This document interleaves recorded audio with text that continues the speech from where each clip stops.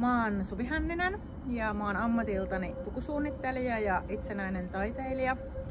Ja mä vietin Culture Moves-hankkeen avulla kesällä 2023 kuukauden Pohjois-Italiassa Mosso Santa Marian kylässä residenssissä nimeltä Casa Regis.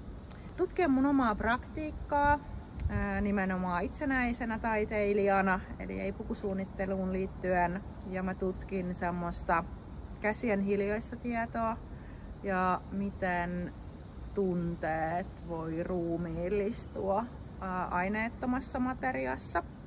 Kokemus Italiassa oli aivan mieletön. Se avarsi mun silmät siihen, että mä voisin työskennellä kansainvälisellä kentällä taiteilijana. Ja se antoi mulle myös uusia mahdollisuuksia, eli näyttelykutsun ja toisen mahdollisuuden palata Italiaan. Ja mä lämpimästi suosittelen hakemaan Culture Moves-hankkeeseen.